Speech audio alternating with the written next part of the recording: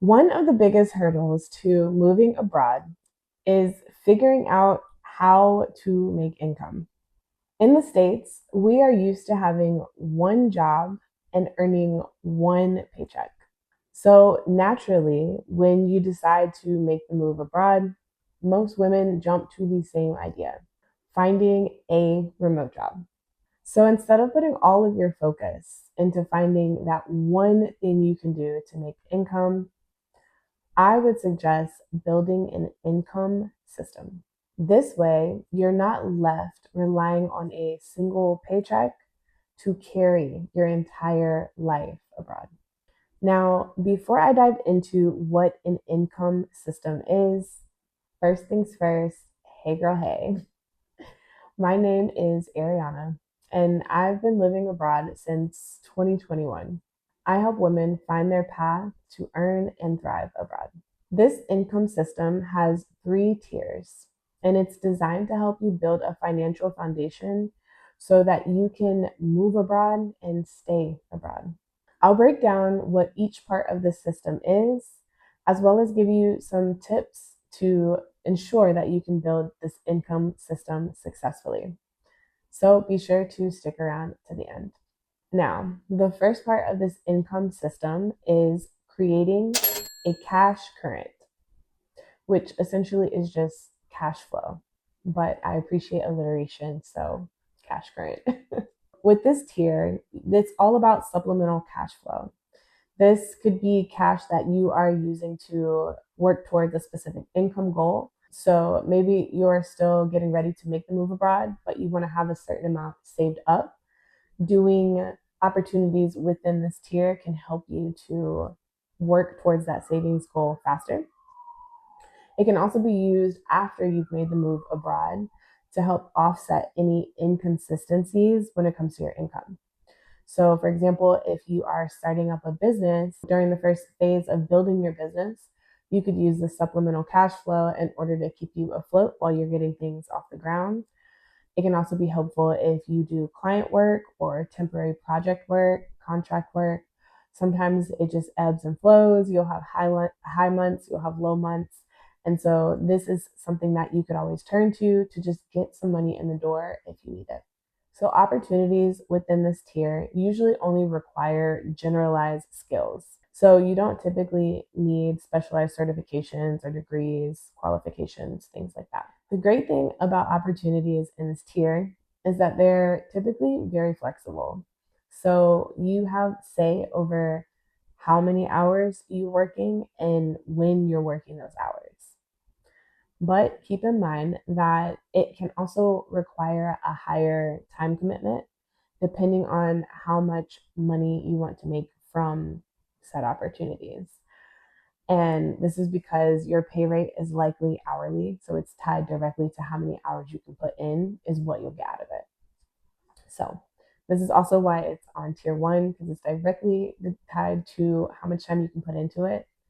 But it is really good to use, like I said, as a supplement to your other incomes within this system, as well as a great fallback if you ever need it for any reason. Now, the second tier is building independent income. This is really the core of the income system, and it requires utilizing your skills, your strengths, your experience in order to solve a specific problem for a specific person. And it's really important that you are specific with both of those, very detailed with what problem you're solving and who you're solving it for, because that is what helps to make this tier your independent. That is what really helps to make your independent income successful. It helps you to be able to market to the right people, to speak to the right people, also to validate your idea to make sure it's something that people will pay for. So I mentioned that this is the core of your income system, and that is because it gives you the most control.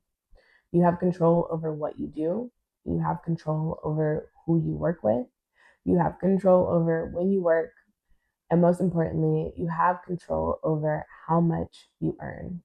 This is really key because the whole idea of moving abroad usually isn't to just carry your American lifestyle with you, right? You are stepping into a new way of life.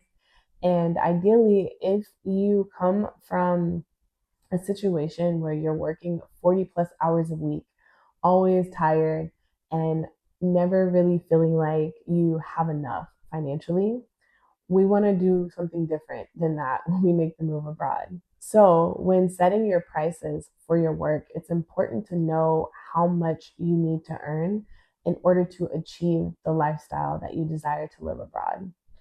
You want to be working smart and not hard. So, it's key to know how much your life abroad will cost. The goal isn't to replace your American salary, but it's to have enough to have a satisfying and enjoyable life. This is why knowing your number to move abroad is so essential.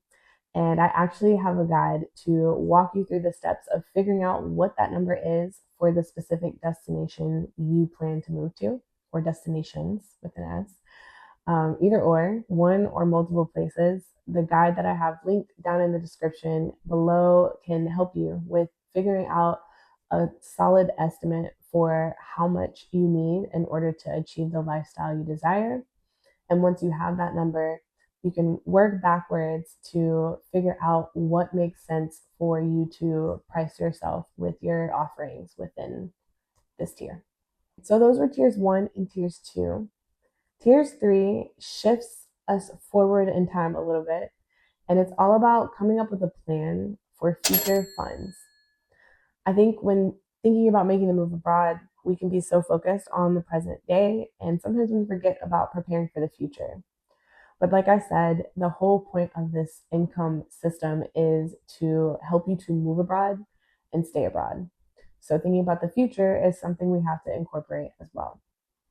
So this tier focuses on that as well as on compounding. The whole idea around planting seeds now to produce something great later. So it's not a get rich quick scheme. It's not like tier 1 where we're bringing in money as fast as we can or just bringing in that flow. And it's not like tier 2 because we're not focused on making money to sustain our life right now. It's definitely for the future, whether that be future emergencies, future trips planned, future retirement, whatever it may be. This is where those plans come into place. So tier 3 does require an investment. This can be an investment of money. So think of like investing in the stock market or putting your money in a place where it's compounding, like I said, like it's building upon itself. So the money is doing the work for you, but you are having to feed it to constantly plant those seeds so that they are there to grow. You could also invest your time. So investing your time would look like learning a specific skill now, taking the time to learn that and master it, knowing that down the road it is a skill that you can use to make money. Another example would be working on a side project. So this could look like building a YouTube channel, right? You're putting a lot of time and effort into the videos up front, and it may not be bringing anything in right now. But ideally, as your channel continues to grow, that you keep putting videos out there, later down the road, your channel will start to pay for itself, whether that be through AdSense, people watching, and YouTube paying you for time spent watching your videos, or if you are strategically using your videos to promote your own products and services, that also can bring you a return on your time investment. Okay, so those are the 3 tiers. 2 key things to note in order to make sure that this income system that you build is successful. The first one being you want to ensure that all 3 of these tiers are independent of one another. You shouldn't have one, like tier 2 shouldn't be reliant on tier 1. Ideally, these are all separate streams. That's the key. So, because you want to be diversified. So, if anything falls or there is a change in pace when it comes to flow, cash flow, income for whatever reason, you still have 2 or even 1 to fall back on. The second thing to note is you want to ensure that your vision for what it looks like living abroad is aligned with your income plan. They should work hand in hand.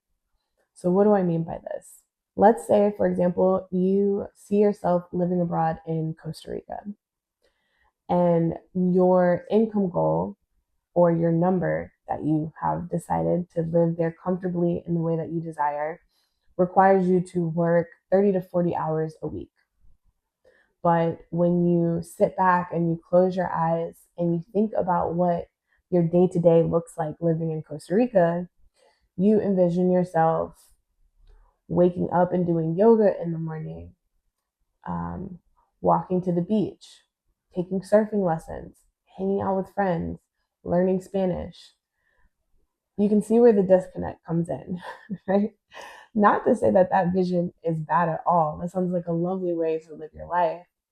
However, if you need to be working 30 to 40 hours a week to achieve the number that you have set for yourself, something has to give. So instead of that being your day to day vision for your life abroad, maybe that is a weekend, but your day to day looks like working however many hours you need a day in order to achieve the goal that you have set. Or it might look like adjusting your number. Maybe Costa Rica isn't the destination for you because you really don't want to have to work that much in order to afford what you would need to live there comfortably. Maybe living somewhere like Bali or on a beach somewhere in Thailand would allow you to still have this vision and not have to work nearly as much. So it's really good to get a clear vision on how many hours you want to work, how many days a week you want to work, what your day to day work day looks like, and also considering time zones. This was something that I learned firsthand when I was living in Vietnam.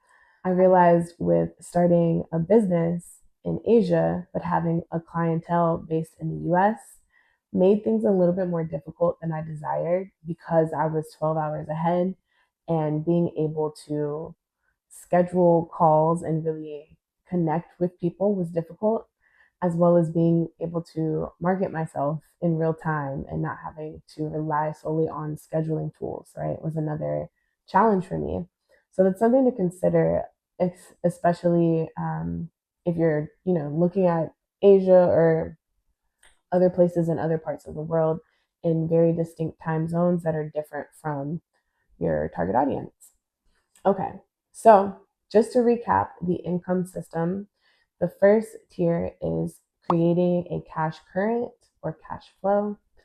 The second tier is building independent income. And the third tier is planning and implementing that plan for future funds. Now, I would love to hear from you all in the comments. Which one of these tiers are you most focused on building right now? Let me know down below. Thank you for watching. Don't forget to share and subscribe. And if you enjoyed this video, I am sure that you're going to enjoy this one as well. I'll see you in the next one.